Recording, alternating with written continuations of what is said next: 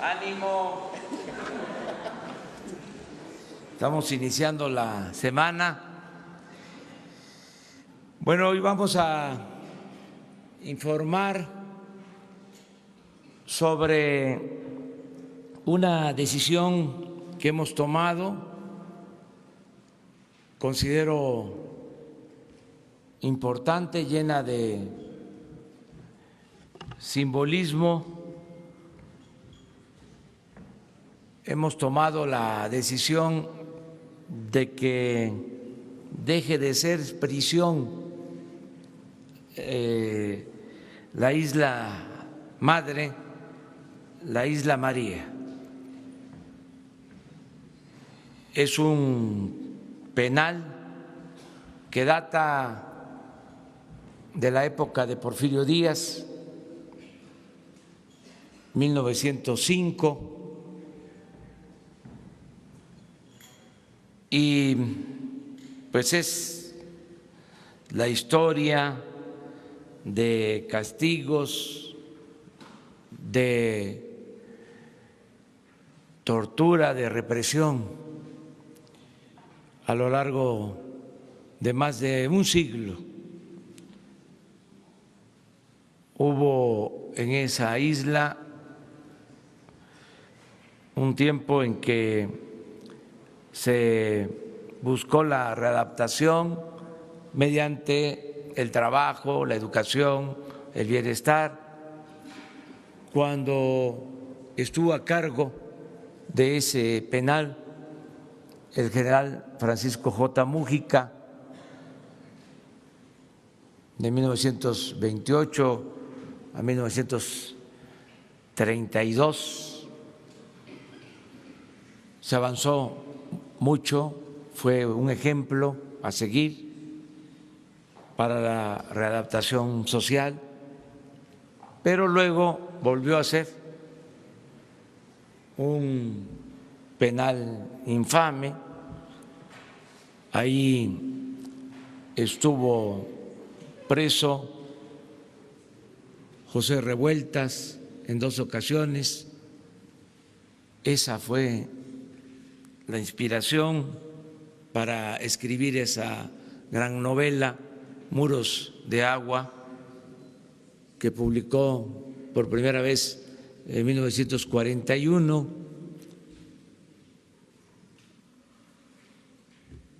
Posteriormente, pues ha sido un penal de castigo de las llamadas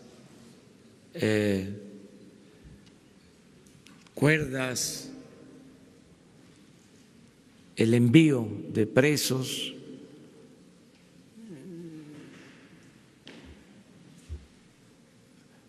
violación de derechos humanos, el último motín se presentó en el 2003 porque se sobrepobló la isla con 8,000 reclusos. Ahora hay 600 presos de baja peligrosidad. Vamos a liberar a más de 200 porque ya cumplen con lo que establece la ley, y otros van a ser reubicados en penales, en cárceles cercanas a sus domicilios. Los trabajadores de la isla van también a ser reubicados, y la isla se va a convertir en un centro para las artes, la cultura y el conocimiento sobre el medio ambiente, la naturaleza, la flora, la fauna de esa isla, de las otras islas también que están a su alrededor, la isla Magdalena, Cleofas, es uno de los lugares naturales más bellos de México y va a ser una isla para los niños y para los jóvenes, campamentos para ir a conocer, desde luego, la historia de cómo esos modelos de castigo deben ir desapareciendo. No olvidemos que uno de los dirigentes más importantes de nuestro tiempo, Nelson Mandela, estuvo 27 años en prisión y la mayor parte de ese tiempo en una isla como esta isla María, Madre. Entonces, ya no ese tipo de castigo.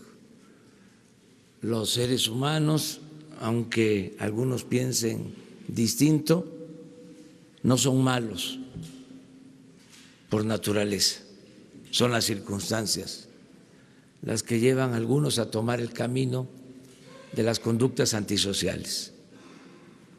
Si tenemos una sociedad mejor, no habrá necesidad de cárceles. Tenemos que tener más escuelas, menos cárceles. Por eso, ayer viajamos a las Islas Marías, me acompañaron el secretario de Seguridad Pública, el secretario de la Defensa, el secretario de Marina, la secretaria de Medio Ambiente, me acompañó el secretario de Turismo, el responsable del sistema penitenciario, el subsecretario de Gobernación, encargado de Derechos Humanos, y los gobernadores de Nayarit y Sinaloa.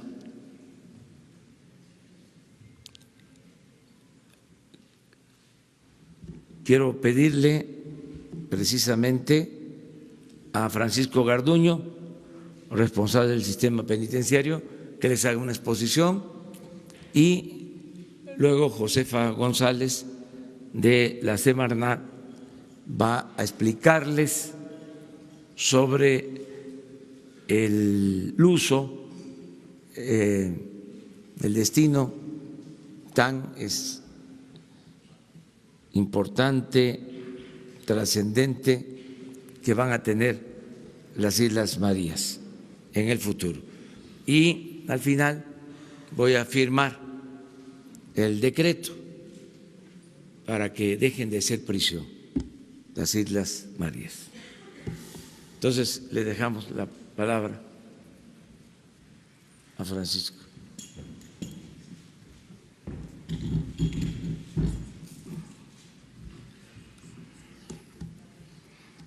El día de hoy se inicia una etapa más en estas Islas Marías.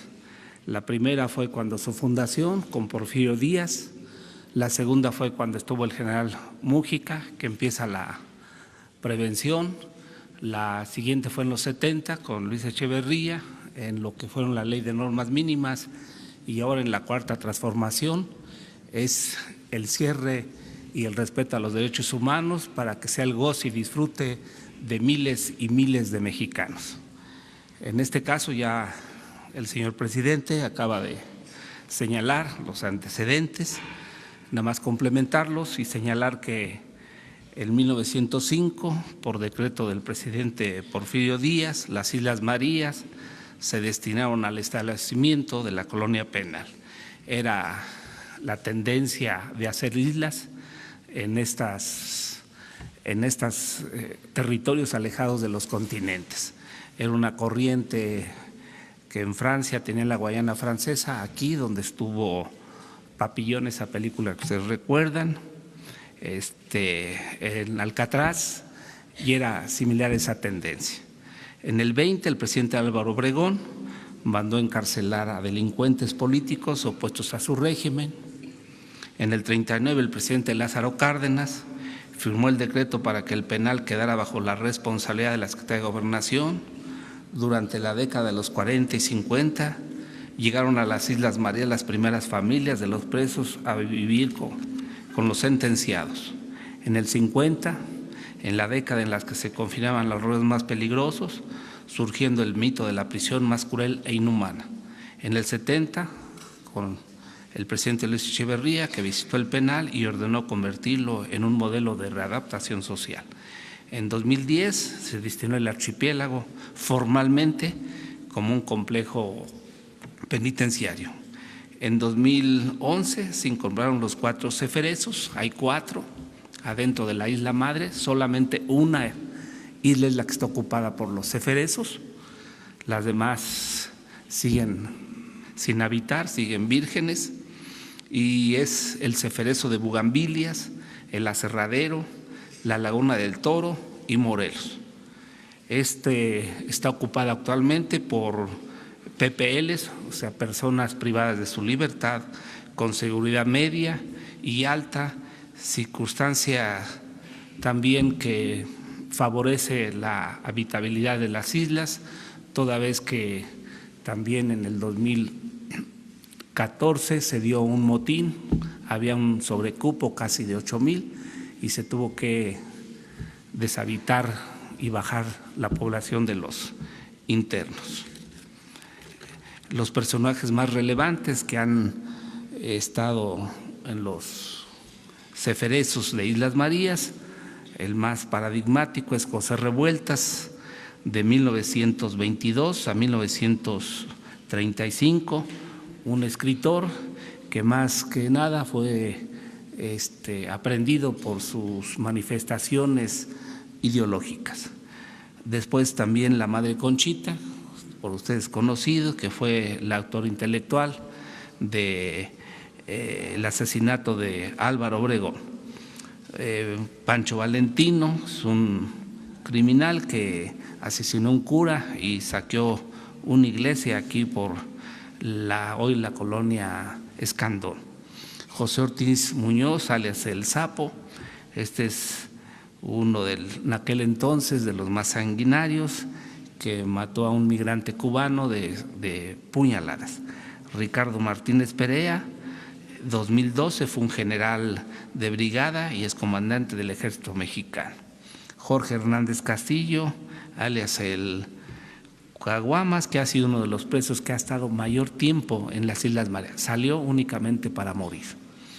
Los misioneros han hecho su labor, ha estado el padre Trampitas, también conocido por ustedes, quien se encargó de la evangelización, la construcción de un templo católico y los jesuitas son los que mantienen el culto, además de que hay algunas otras instalaciones ecuménicas donde se permite el culto a las religiones. Hay 656 actualmente, mismos que van a ser trasladados a los domicilios más cercanos a su domicilio. Aquí se cierra una etapa, se inicia otra. Decirles que durante los 113 años que ha estado Islas Marías han estado 45 PPLs. Y yo considero que nada más en un año pueden asistir a las Islas Marías como campamentos de educación ecológica, más de 50,000, que el costo-beneficio para el disfrute de esta área natural protegida tendrá que ser pues considerado y evaluado en este tránsito de acabar con un sistema penitenciario e iniciar una etapa diferente en esta casualmente cuarta transformación y cuarta etapa en Islas Marías. Eso sería todo. Perdón, señor presidente. También les paso yo, no pudimos traer, pero se va a montar una exposición de histórica de las islas. Hay en aquellos territorios lo que conocen ustedes como el apando hecho de hierro, se va a colocar, se va a traer para que ustedes perciban el grado de represión que existía. No se pueden traer las salineras, que también eran los tratos y trabajos crueles, donde los PPLs se acababan los pies por la salinidad. Solamente se trajo un grillete, se los vamos a dar, pesa aproximadamente unos 16 kilos. Pues era imposible que corrieran o que escaparan de estos lugares en un sistema carcelario de modelo francés que caducó y que hoy estamos en otra vertiente de respeto a los derechos humanos. Muchas gracias. Bueno, en la mesa.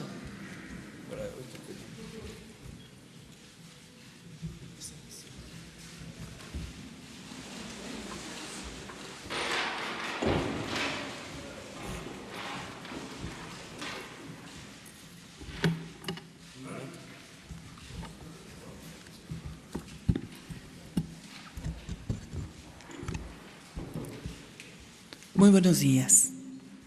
Yo hablo del amor en el sentido más alto de la palabra, la redignificación del hombre y la desenajenación del propio ser humano. José Revueltas. El cierre del Plenal de las Islas Marías representa el fin de una era que castiga y persigue a los desposeídos, intentando callar las voces disidentes sin considerar las causas de la desigualdad y abandono, sin escuchar estas voces que expresan nuevas y diferentes cosmovisiones, al igual que nuevas propuestas e ideas del ser colectivo. Comienza así la creación de un nuevo centro de educación y transformación para niños y jóvenes llamado Muros de Agua, José Revueltas, ubicado en un área nacional de inmensa belleza y riqueza natural. Son las islas que tienen un gran valor por sus especies endémicas de flora y fauna con peculiaridades específicas de estos ecosistemas. En Muros de Agua, José Revueltas, recibiremos en campamento a niños y jóvenes mexicanos con programa de cultura y ética ambiental y cultura y ética social, fortaleciendo a nuestras nuevas generaciones con esquemas de amor, cuidado y respeto de la naturaleza, con valores sociales en un nuevo mundo, donde la justicia social y el respeto a la otredad se convierten en realidad.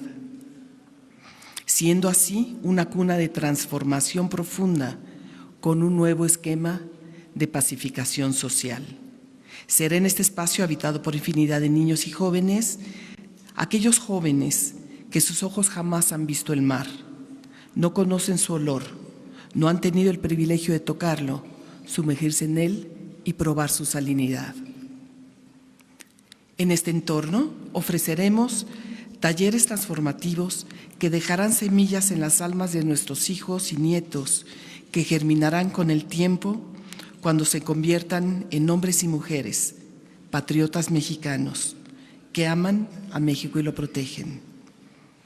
Crecerán como ceibas fuertes y sanas, con nuevos paradigmas de compromiso, amor y respeto. Tendremos a los jóvenes universitarios haciendo sus prácticas profesionales, creciendo y consolidándose y fortaleciéndose como nunca lo habían hecho. Será un espacio de reconciliación histórica de las personas privadas de la libertad que la han habitado y un sitio de esperanza para las generaciones por venir. Este proyecto lo estamos materializando y será un ejemplo mundial de reconciliación y esperanza para nuestros niños niñas y jóvenes. Será un hermoso legado que marque un compromiso con los por nacer, que representa el nacimiento de un nuevo México con esperanza, justicia social e inclusión. Dentro del ámbito de cultura y ética ambiental, ofreceremos a nuestra infancia y juventud oportunidades y actividades de senderismo, avistamiento y monitoreo de fauna silvestre. Tendremos también estudios socioambientales para poder entender un esquema biocultural de convivencia sana y armónica del ser humano y el medio ambiente, con un entendimiento de desarrollo sostenible y prosperidad social. Dentro del esquema de cultura y ética del ser, incluiremos actividades como estudios literarios de Muros de Agua, entre otra literatura mexicana, para comprender la importancia de nuestros escritorios, entender la importancia de la libertad, generar compasión y empatía desde la infancia. También tendremos actividades de teatro, escritura creativa, arte transformativo, que ayudarán a hacer introspección y vivir el arte como un agente transformador a nivel personal y social. Siendo el deporte un factor fundamental en el desarrollo humano, tendremos también actividades deportivas y esparcimiento al aire libre. En este proyecto contamos con el trabajo de instancias federales como la Secretaría de Cultura, Secretaría de Marina, CONACYT, Secretaría de Gobernación, Educación Pública y Deporte, universidades y tecnológicos a todo lo largo del territorio, al igual que con los estados de la República. Grande es el reto, pero más grandes son las posibilidades de crecimiento armónico de las nuevas generaciones que vienen y que están por venir. Muchas gracias. A ver si se hizo un video para sintetizar. Enclavado en el corazón del Pacífico mexicano se encuentra el archipiélago Islas Marías. Desde 1905, la Isla María Madre ha sido un centro penitenciario, pero la riqueza ambiental de este territorio insular invita a revalorarlo como un espacio para la conservación de la naturaleza en beneficio de todos los mexicanos. Las Islas Marías, declaradas Área Natural Protegida con la categoría de Reserva de la Biosfera en el año 2000 y Patrimonio Mundial de la Humanidad por la UNESCO en 2005, son una región terrestre, costera y marina que goza de un extraordinario valor faunístico y florístico gracias a su aislamiento y a su antigüedad. Con el espíritu de la Cuarta Transformación, el Gobierno de México trabaja en rediseñar la utilidad de estas islas para convertirlas en un espacio de conservación, educación ambiental y formación de niños y jóvenes, regeneración y esperanza. La infraestructura existente se adaptará para convertirse en el Centro de Educación Ambiental y Capacitación de Niños y Jóvenes, Muros de Agua José Revueltas. Allí los niños y jóvenes de México interactuarán de cerca con la naturaleza y desarrollarán actividades como talleres de artesanías, cultura y encuentros para el rescate de la sabiduría tradicional, capacitación en técnicas de supervivencia y monitoreo de flora y fauna, conocimiento de la historia natural de México, participación en senderos interpretativos, terrestres, marinos y culturales, desarrollo de actividades didácticas en granjas autosustentables. La Semarnat, a través de la Comisión Nacional de Áreas Naturales Protegidas y en coordinación con otras dependencias del Gobierno de México, recupera espacios naturales para el desarrollo sustentable del país. Gobierno de México. Muy bien, pues ahora vamos a firmar el decreto.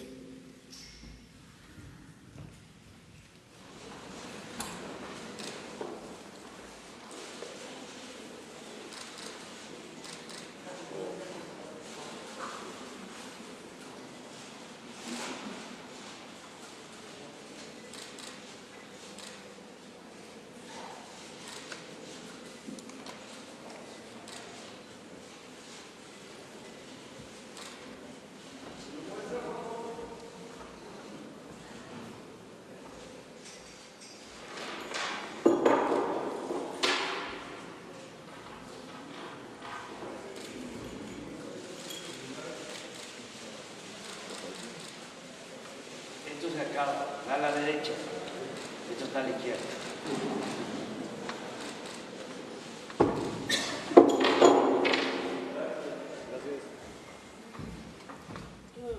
Muy bien, pues esta era la información y abrimos la sesión, como siempre, de preguntas y respuestas.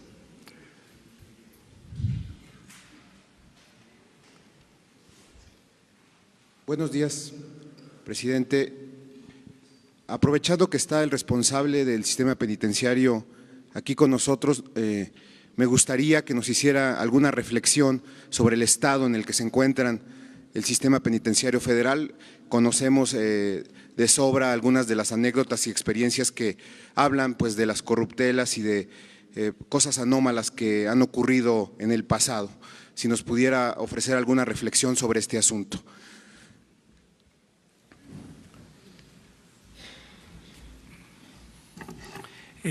Actualmente los eferesos, o sea, las prisiones federales, están acreditadas por una organización que se llama ACA, que es una organización internacionalmente conocida, con parámetros internacionales, y esa es la calificación que tenemos actualmente. La Comisión Nacional de los Derechos Humanos también en su diagnóstico 2017 hizo algunas observaciones sobre autogobiernos, se le dio solución y también hay una calificación, por ejemplo, en Islas Marías de no violación a los derechos humanos. Para evitar este tipo de actos, lo que se convino con la Comisión de los Derechos Humanos fue que haya un ombudsman en cada uno de los eferesos para que preventivamente se esté resolviendo estas quejas. El problema de la percepción es que no hay la diferencia del colectivo nacional relativa a lo que son los eferesos, los federales, de los estatales. Lo que sí creo que se debe de hacer es que invertir en una nueva infraestructura de los eferesos en los estados a fin de evitar este tipo de cosas. Ejemplo Topo Chico, pero esperamos nosotros apoyar con el traslado de PPLs de riesgo federales a fin de priorizar la capacidad y también apoyar a los estados en la administración de los sistemas carcelarios. En cuanto a la extorsión, corrupción, está abierto las quejas con los ombudsman o bien con la función pública o bien con la fiscalía. Nosotros no tenemos problema alguno en relación que se investigue cualquier anomalía, cualquier queja en relación al comportamiento y a la gobernabilidad con dignidad que se den en los eferesos.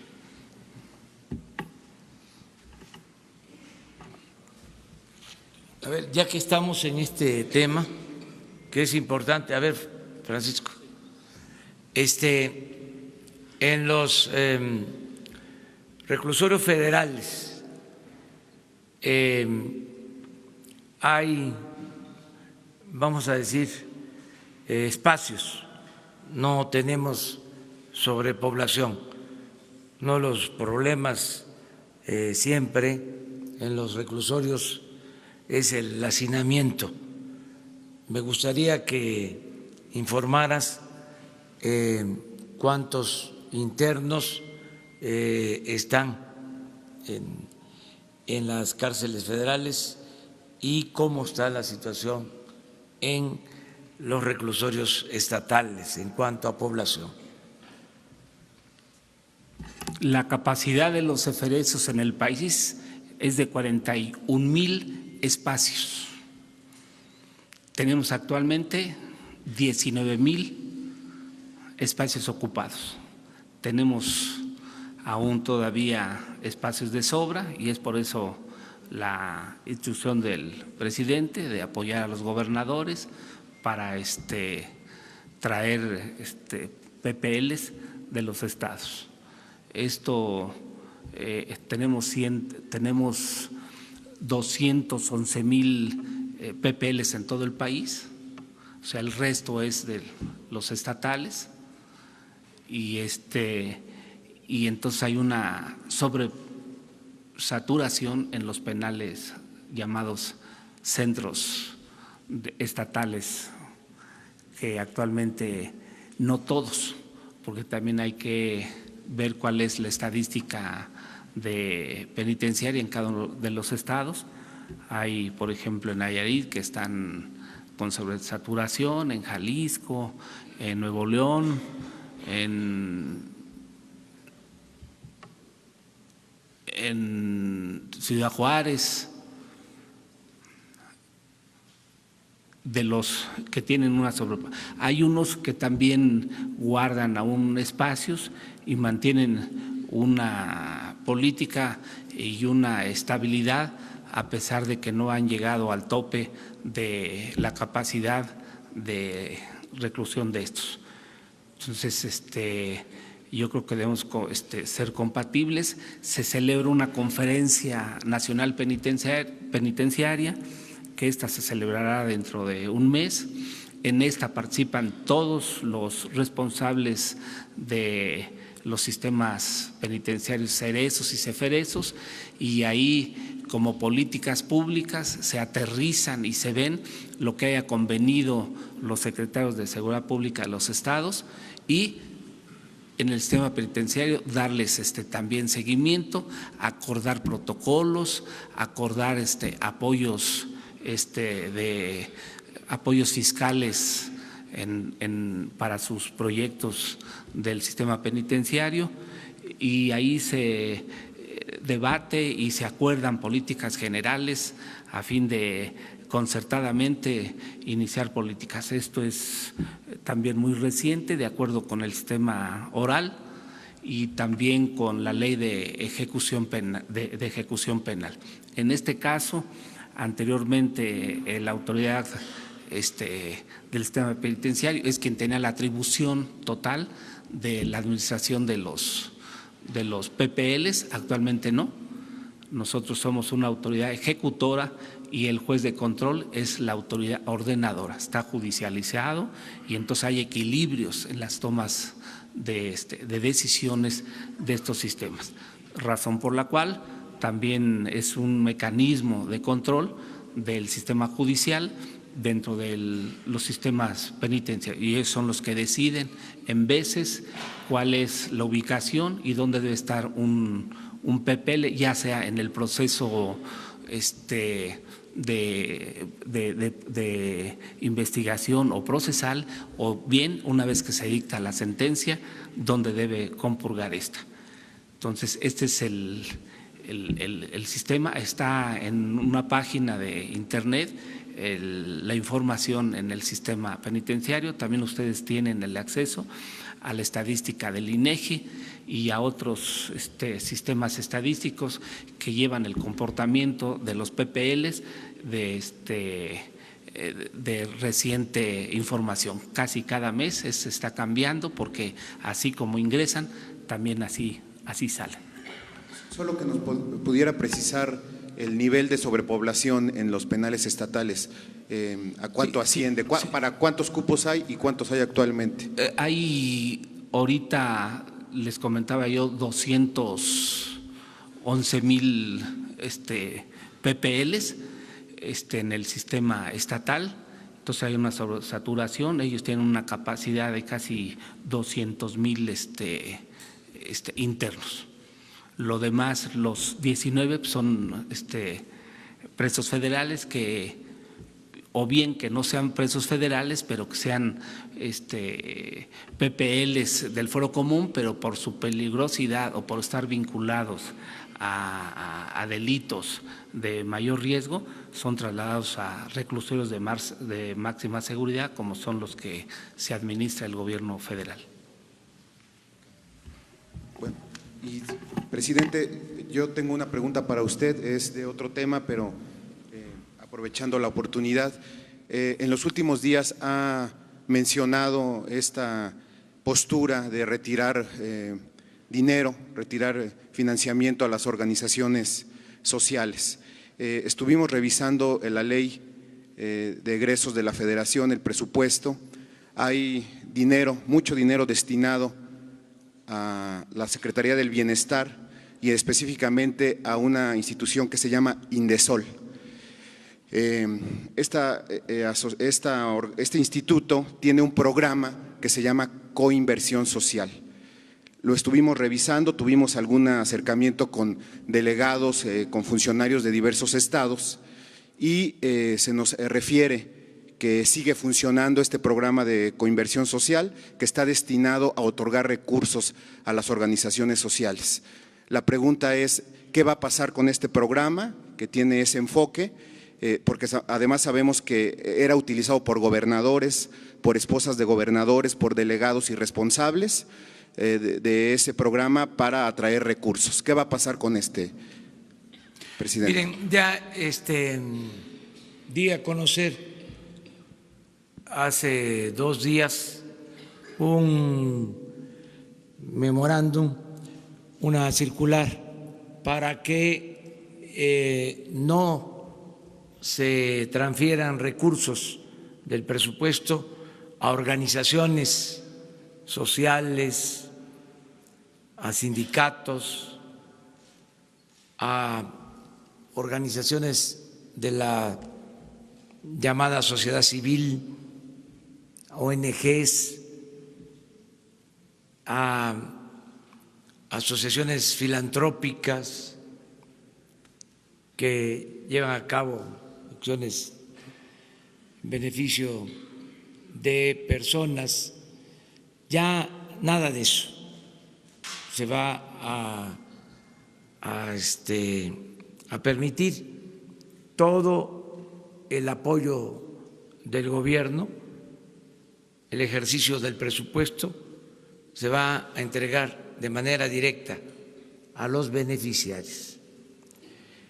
Y es parte de la reforma administrativa que estamos llevando a cabo. Y tiene razón en lo que dice. Existe este instituto que maneja recursos con ese propósito, ya no va a tener estos fondos porque la gente está recibiendo los beneficios de manera directa. Ahí en lo que era la Sedesol, por ejemplo, hay un instituto para la atención a personas con discapacidad. La verdad, un aparato administrativo con muy pocos fondos. Ahora las personas con discapacidad están recibiendo 14,000 millones de pesos. Entonces, ¿para qué el organismo? Hay otro organismo ahí mismo para la atención a adultos mayores, aparato administrativo. Los adultos mayores ahora van a recibir este año 120,000 millones de pesos. Sin embargo, en todas las dependencias, todas las secretarías, existen estas oficinas.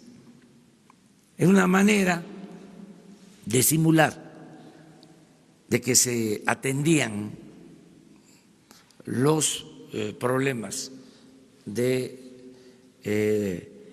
los grupos vulnerables, de la gente necesitada. Pero era pura simulación. El gobierno estaba convertido, en el mejor de los casos, en una universidad. Todo era testimonial, todo era de laboratorio, todo era experimental.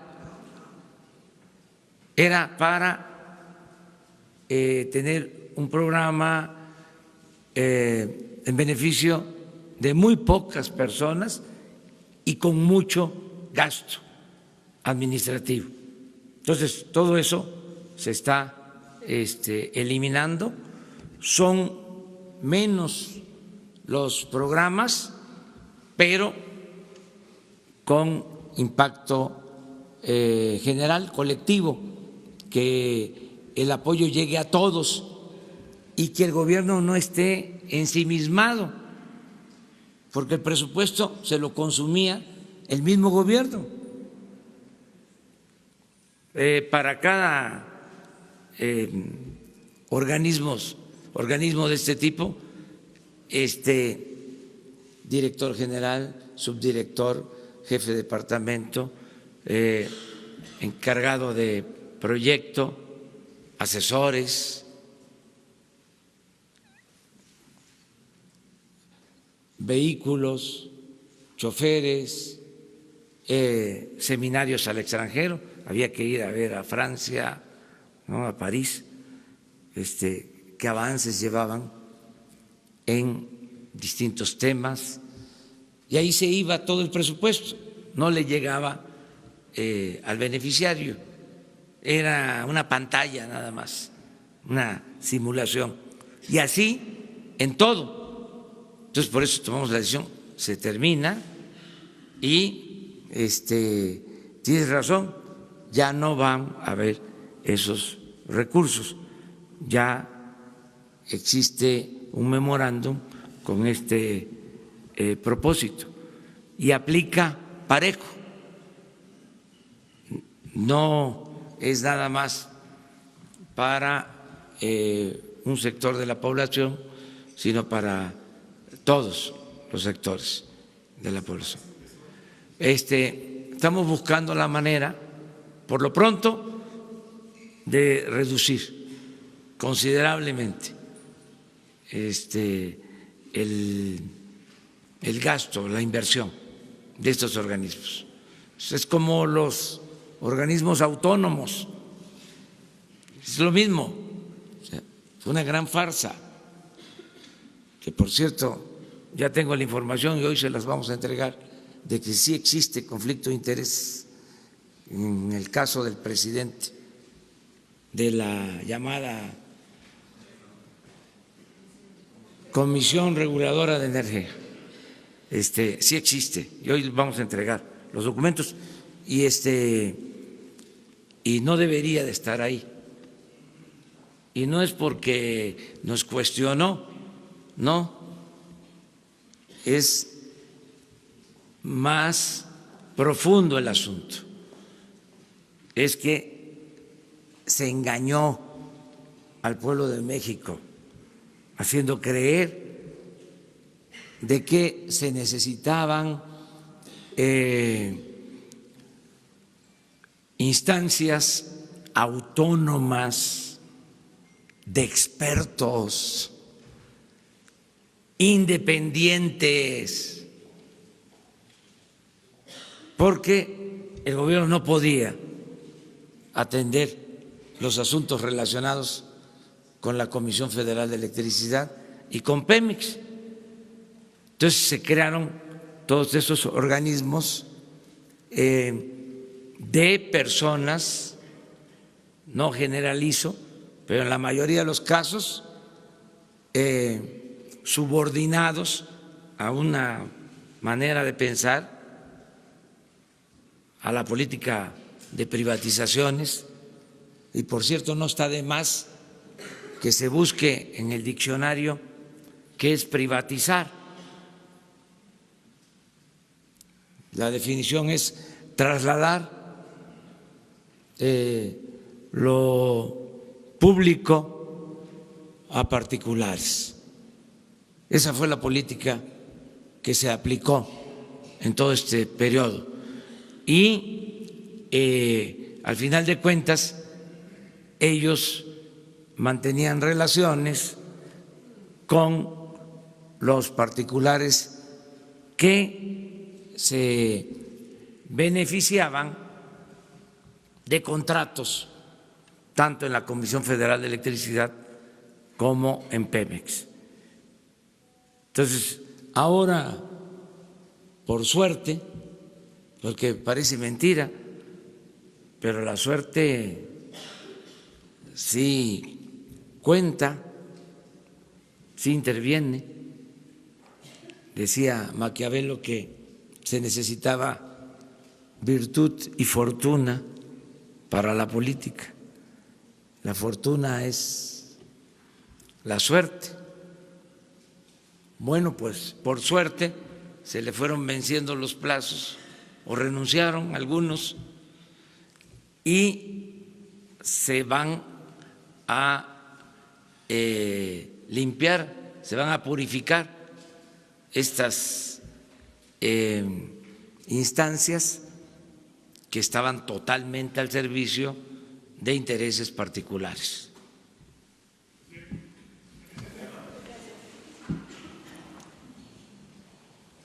Gracias, señor presidente. Nancy Rodríguez, del sitio Oro Sólido en Redes. Si me permite, qué bueno que está el secretario y la secretaria Blanco.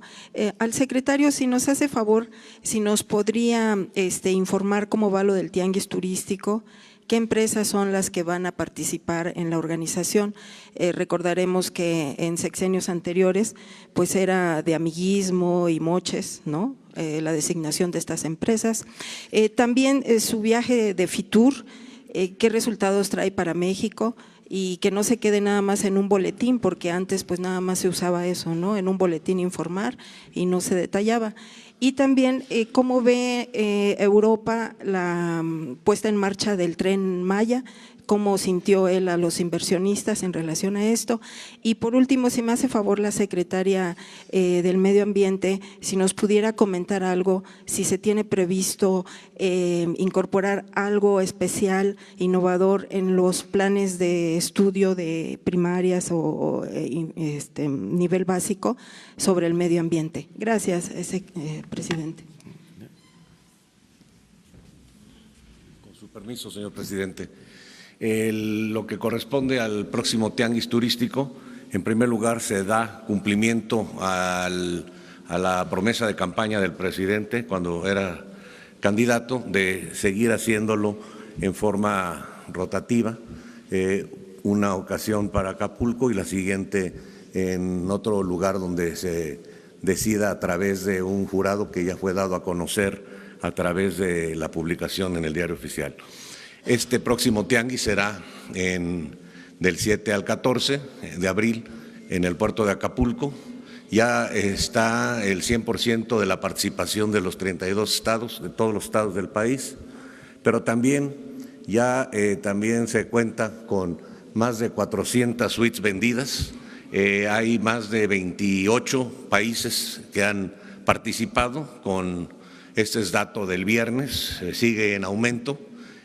Hay más de 50 corporativos y 180 suites de corporativos. Es decir, de acuerdo al dato comparativo con el mes del mismo año anterior, con el tianguis que se celebró allá en Mazatlán, se cuenta con buena perspectiva y habrá unas gratas sorpresas para los participantes. Lo que representó la participación en FITUR, la feria más importante, a donde están 170 países, allá en Madrid, España, y en donde se cuenta con el stand de México, se participó y se tuvo reuniones con los 15 propietarios de las cadenas hoteleras españolas, en las que nos plantearon algunos puntos de vista que estamos resolviendo, pero también nos reunimos con los inversionistas más importantes de España y de turoperadores, en donde sigue marchando el turismo español. Aunque el turismo español está en la 6ª posición, ya que otros países de Europa lo rebasaron, como Reino Unido, que ya ocupa el primer lugar de país emisivo hacia nuestro país con 550,000 turistas. Firmamos un convenio con la ministra de Turismo, de Comunicaciones, Transportes y Turismo de España, en donde vamos a intercambiar programas de estudio, planes estratégicos sobre el desarrollo de la política turística y una serie de temas que son de interés para nosotros para seguir avanzando en materia de turismo. ¿Cuál era la otra pregunta? El ambiente que se siente con los inversionistas en relación al Tren Maya y también qué empresas van a participar en la organización del tianguis turístico. Se hizo una participación importante para una presentación del Tren Maya, el avance, pero no solamente del Tren Maya, hubo un espacio para ver en tercera dimensión al Chepe, el Tequila, también el Express de Tequila, y sobre todo también hubo muchas preguntas de los tour operadores de cuándo se podría iniciar, ¿verdad?, los viajes de familiarización. Estamos trabajando en los atractivos ancla para que haya más atractivos. Les recuerdo a ustedes que estamos en el lugar número 15 en captación de divisas y en el 40 en gasto per cápita. Por ello estamos elaborando programas de atractivos ancla para poder desarrollar y estar preparados cuando termine el tren, pues ya se tenga todo armado. Ejemplo específico, en Mérida se está ya haciendo el Museo de Armando Manzanero como atractivo ancla y complementario, la ruta Manzanero, la ruta se va a lanzar con Turibús de diferentes rutas para poder incrementar el gasto y la derrama y la pernocta. Muchas gracias. Bueno, miren, 3 preguntas porque la secretaria, tenemos una… Secretaria.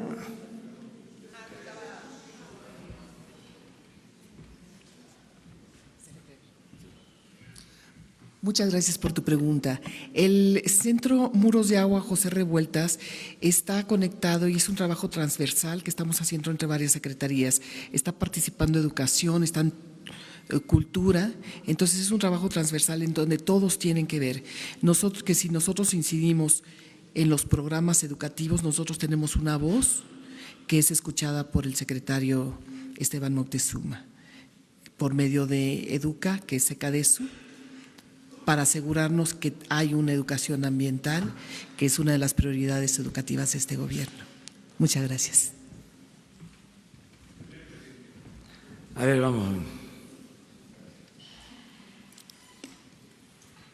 Buenos días, señor presidente. Urbano Barrera, del diario Ovaciones. Ya que está tocando usted lo de las islas, quisiera preguntarle, ¿investigará usted todas las islas o los lugares que fueron concesionados en las administraciones pasadas a políticos, a banqueros? Debe tener usted ya información sobre eso, ¿no? Y nos gustaría que nos la compartiera más adelante, ¿no? Se dan casos en el Caribe, en el Pacífico, por todos lados, usted lo sabe bien. La segunda. Está, la segunda. Muy buena la pregunta. Pero gracias. Vamos a batear ahora. Sí, bueno, la segunda. Tiene tiempo que no bateo. ¿No? Bien. Adelante. No, con todo respeto. Okay. Sí. Vamos a tratar de contestar. Bien. La segunda, si el señor secretario de Comunicaciones ya tiene información sobre lo de Manzanillo, del capitán Héctor Mora. Se ha publicado ya en Manzanillo y se siguen polarizando las cosas. Se han publicado casi 6 denuncias contra él, una en PGR, la 64-205, en la función pública la 1258-04, en Manzanillo la 899-97, en Tecomán la 504-201 y en Manzanillo la 443-2003. Nada más para que después nos dijera. Acerca de tu primer pregunta, no tenemos nosotros denuncias sobre estos temas.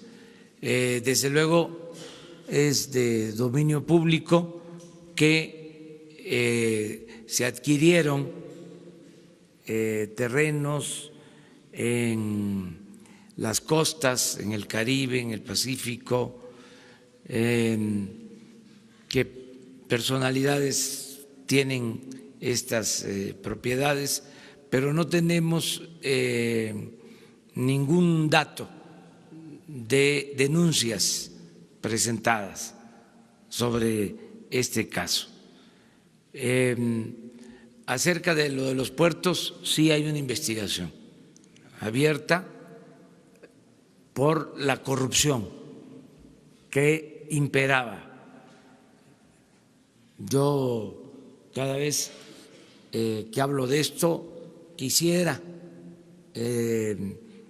decir que existía, que imperaba, que había. Me gustaría decir eso. Es decir, ya no hay corrupción. O sea, deseo eso.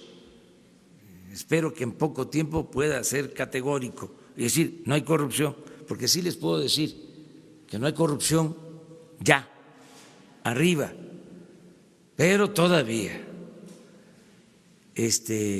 hay malas prácticas,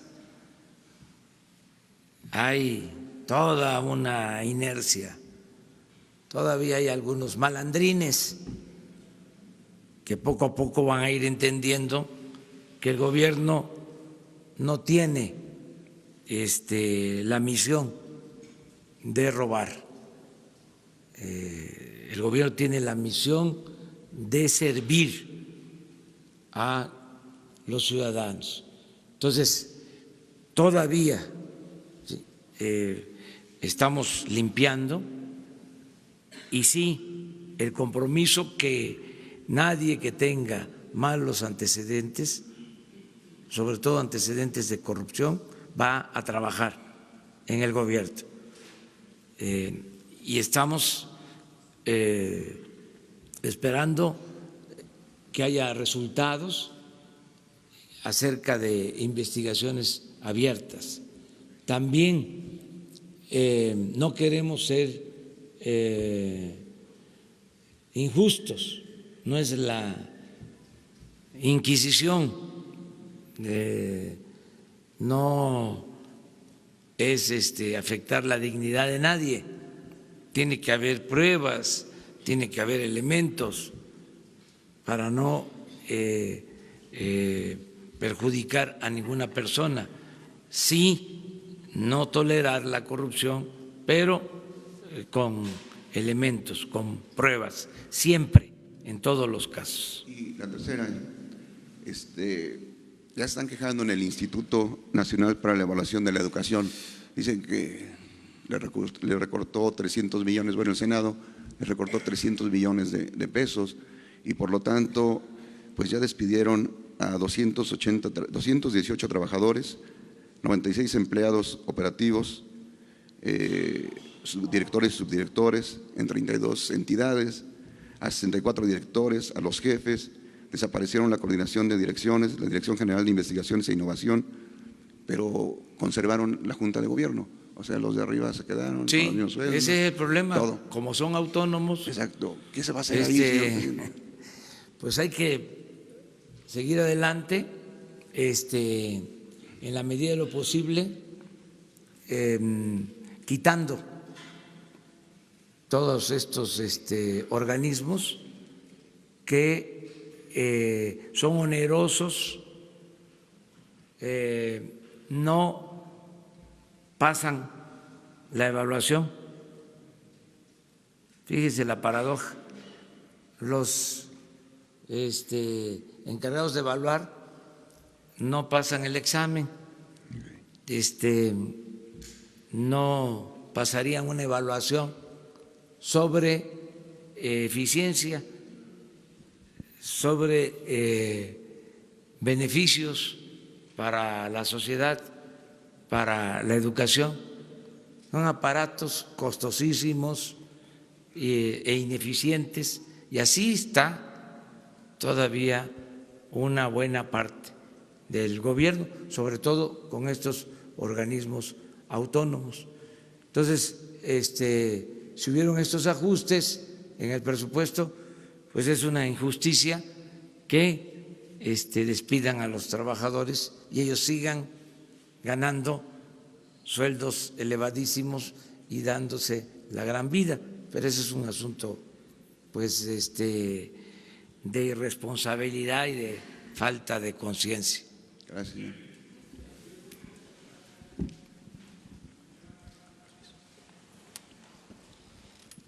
Gracias, presidente. Buenos días. Eduardo García, de la agencia Infocel y del portal Sentido Común.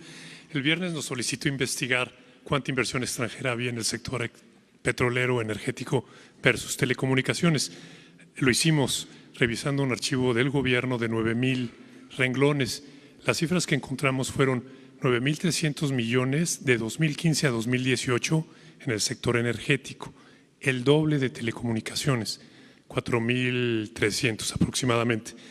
No estoy seguro que nuestra metodología sea totalmente cierta. Le pasé el archivo a Jesús para que la revisaran y nos pudiera comentar. Hago una advertencia. Si quitamos la inversión en gas, la inversión en energía cae a 3,000 millones, inferior a telecomunicaciones. Pero en telecomunicaciones también hay una inversión de 1,700 por la compra que hizo AT&T de Grupo Iusacell, por lo que quedarían muy similar. En fin, todo esto es para preguntarle un detalle. Usted habla y habla bien de que los considerandos de la reforma energética sobrevendieron este proceso. Tiene toda la razón. Estamos lejos de los 3 millones de barriles diarios. Sin embargo, sí se está produciendo petróleo por privados. Según la Comisión Nacional de Hidrocarburos, son 70,000 barriles diarios por día, que no es despreciable. 170,000 millones de pies cúbicos de gas. Es decir, no hubo la gallina de los huevos de oro, como se vendió la reforma energética. Pero si bien no hay una gallina, hay una gallinácea sin plumas, que ni huevos produce ni canicas, pero sí produce un balín de oro. Con su autoridad moral, ¿no cree que se podría aprovechar esta estructura para que este pequeño esbozo de beneficios para México pudiera crecer y dar esos huevos de oro que se dice, junto con la otra gallina que es Pemex, a la cual usted ya le está extirpando el cáncer que por años la ha drenado? Es decir, creo que el corral de México caben 2 gallinas de huevos de oro, si me lo permite. Me gustaría conocer su punto de vista. Gracias. Bueno, en esencia, y hablando de gallinas, yo creo que los neoliberales, tecnócratas, con el distintivo de la corrupción, se esmeraron en retorcerle el pescuezo a la gallina de los huevos de oro. Así lo puedo decir. Apostaron a acabar con Pemex y con la Comisión Federal de Electricidad. Qué bien que está haciendo la revisión de los datos. Esto ayuda mucho a esclarecer lo que sucedió. Yo tengo una información distinta, pero es válido el que se cotejen, ¿no?, las informaciones. Lo importante es también, como lo dice, ¿qué hacemos para sacar adelante a la industria petrolera y a la industria eléctrica? Y ya tenemos el plan para eso. Y estamos trabajando de manera coordinada con el sector privado, nacional y extranjero. Los contratos que se están firmando para explorar y perforar pozos se están haciendo con la participación de consorcios particulares, con reglas nuevas, en circunstancias distintas, pero se necesita la participación del sector privado para el rescate de la industria petrolera y de la industria eléctrica. Lo que estamos haciendo es terminando con abusos, excesos, quitando todas las aristas que llevaban a la corrupción o a hacer negocios jugosos solo para particulares y malos negocios para la nación. Entonces queremos que haya negocio para el sector privado, pero que tenga también beneficios el sector público, negocios para la nación.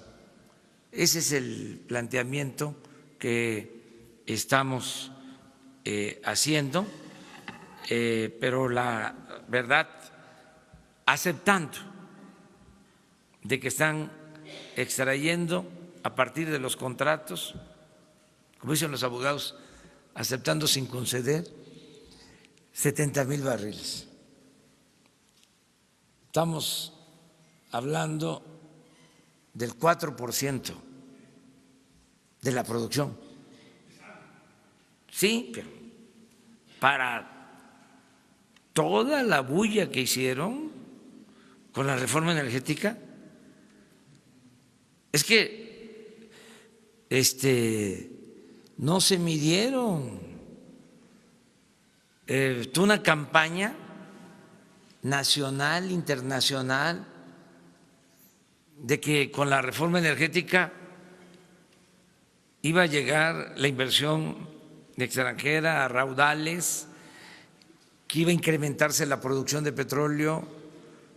Bueno, llegaron a decir que iba a bajar el precio de los combustibles y fue todo lo contrario. Entonces, sí puedo sostener que fue un fracaso.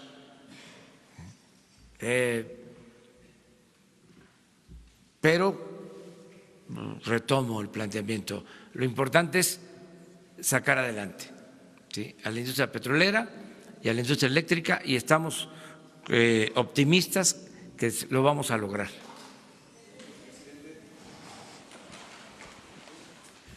Buenos días, señor presidente, secretario, comisionado.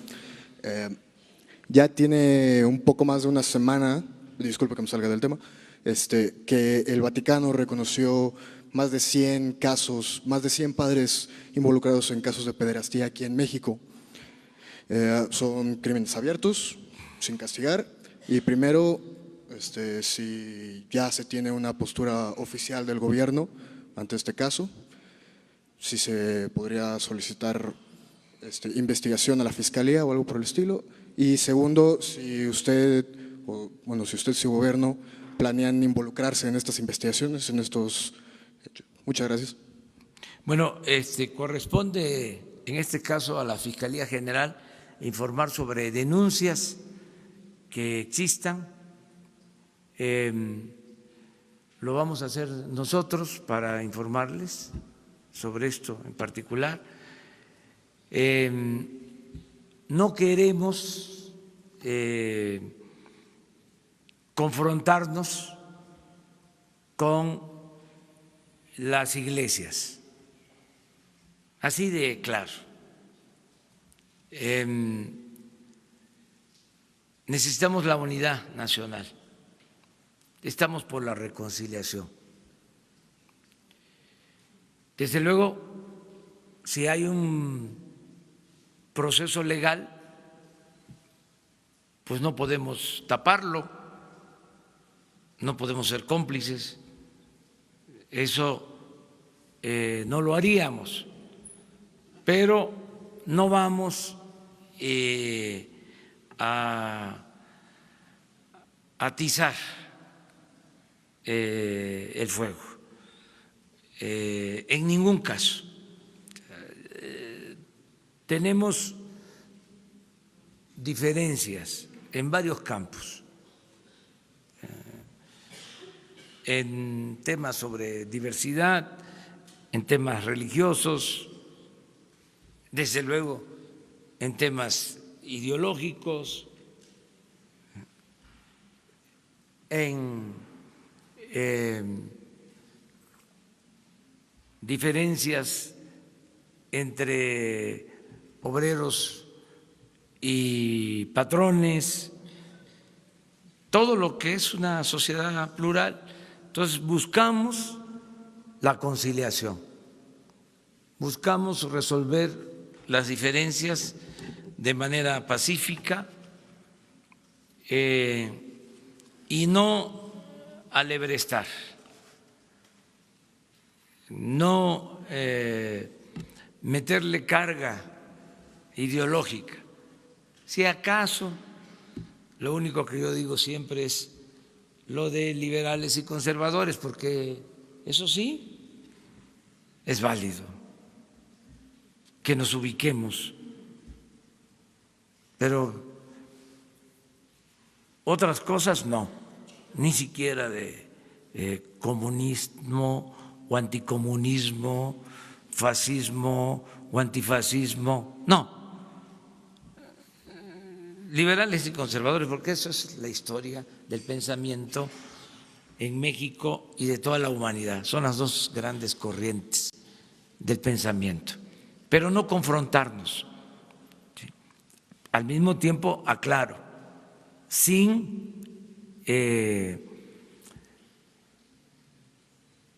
simular, sin tapar nada,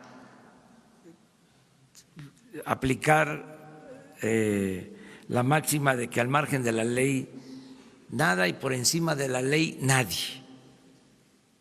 Pero eso no significa estarnos confrontando constantemente.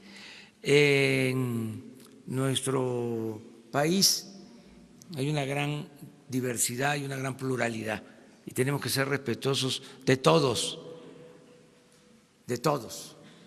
sobre todo cumplir con la Constitución para que se respeten las libertades, la libertad de pensamiento, la libertad de creencia y el Estado laico.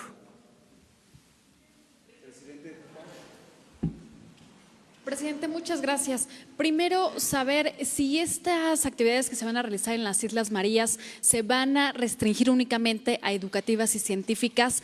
Esto porque en el programa de manejo está prohibida la actividad turística, si solamente se va a limitar a esto.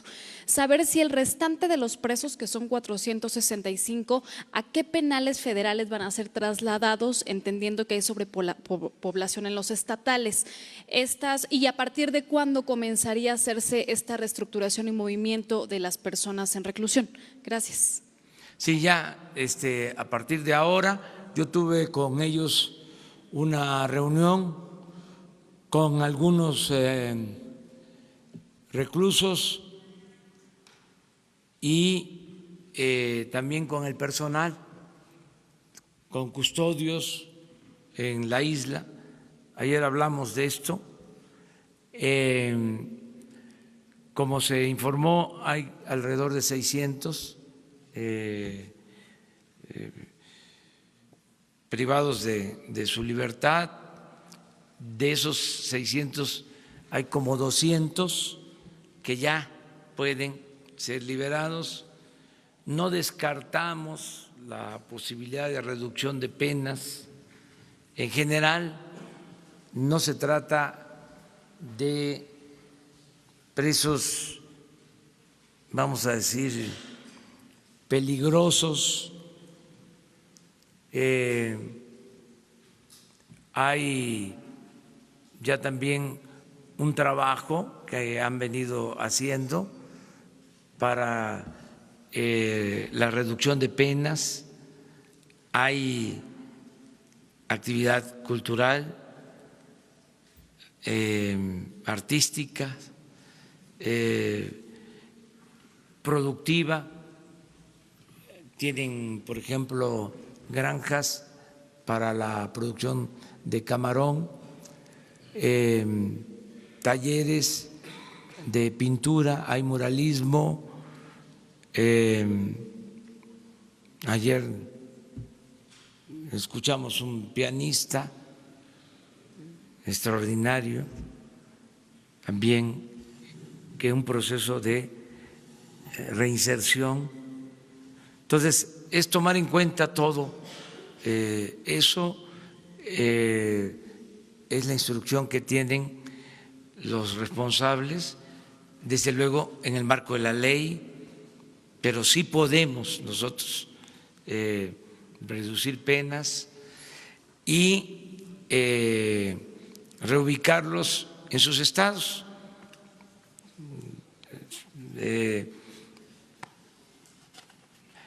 Cuando lo dije, porque no es nada más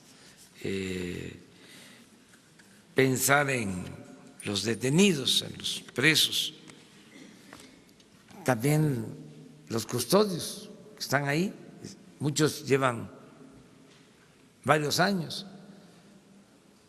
y tenía yo que decirles a qué iba. Se hizo la ceremonia y no estaba contemplado de que hablara, pero dije, de una vez, vamos a decirles de que ya no va a ser prisión la isla. Y les expliqué cómo va a ser el tratamiento para los internos, para los que están en la isla, para los presos y el tratamiento para los trabajadores. Y al final hubo aplausos. Es decir, no fue mal vista la decisión. Y va a ser una isla para la libertad, para la recreación, para el disfrute de la naturaleza, el cuidado, el amor a la naturaleza, campamentos. Estamos pensando, eso posteriormente se va a dar a conocer, de viajes que se puedan hacer. La pista en la isla madre solo permite el arribo de aviones de hélice, de modo que son aviones para 40 personas, cuando mucho, o en promedio. Esa es una posibilidad. Ahora sí que es casi un salón de clases, que puedan ir estudiantes. Hay que ver si pueden ir de primaria con sus padres, secundaria, preparatoria, buscar un mecanismo que en las escuelas particulares donde se tiene posibilidades puedan pagar una cantidad que permita, estando ellos conscientes, los niños, los padres, que permita apoyar a niños de escuelas públicas para que no se les cobre a los de escuelas públicas, buscando ese equilibrio. Lo otro es viajar en avión comercial a Mazatlán y en barco hacer la travesía a la isla. En este plan interviene la Secretaría de Medio Ambiente, pero también la Secretaría de Marina, y ellos tienen ya cuando menos 2 aviones con estas características que se requieren, y tienen también un barco. Entonces, muy pronto vamos a empezar a que se visiten las islas. Desde luego va a haber todo un proceso de reconstrucción porque fue muy afectada por el huracán, se va a mejorar mucho y pronto, yo espero que desde luego este mismo año ya empiecen los campamentos para ir allá, y estamos pensando también en adultos mayores, en ancianos respetables que puedan estar allá. Hay instalaciones que se van a utilizar y desde luego se quiere mantener todo lo histórico para que haya también la enseñanza sobre lo que eran las prisiones anteriormente.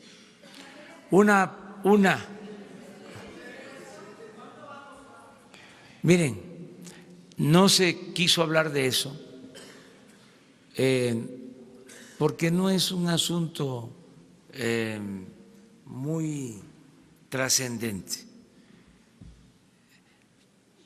Les puedo decir que van a haber ahorros. Se calcula que podemos tener un ahorro de 700 millones de pesos por los costos que significa mantener este penal. Pero eso lo tenemos en el análisis, pero no quisimos darlo a conocer porque no es lo más importante. El meter a estas personas que no son de alta peligrosidad, de pasarlos de estar en una isla, de estar finalmente en un ambiente, a un reclusorio estatal donde son universidades del crimen. Esta es una duda que me surge porque justamente en el punto no final… No van a ser reclusorios estatales, son federales, por eso la pregunta. Tenemos espacio y el plan de readaptación de las Islas Marías es el plan que se está aplicando en todos los penales federales. ¿Ya empezó el desalojo de los internos o cuándo va a empezar? No me gusta la palabra desalojo. Bueno, nada por la fuerza. El traslado. Todo no, por el la traslado. razón y el derecho. Me refiero al traslado. No, todavía. Ayer empieza? Apenas lo dimos a conocer. Ahorita estamos firmando el decreto y es un proceso de absoluto respeto a los derechos humanos. Les diría que es un homenaje a todos los presos del mundo y a dos presos distinguidos, ejemplares, extraordinarios, José Revueltas y Nelson Mandela. Y es también un reconocimiento a los derechos humanos. Muchas gracias. Gracias. Nos vemos mañana. Gracias.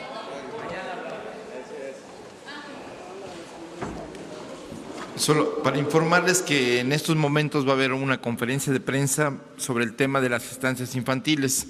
Está la secretaria de Bienestar y la subsecretaria. Ahorita mismo, porque como hay varias actividades, va a ser aquí, así que no se muevan.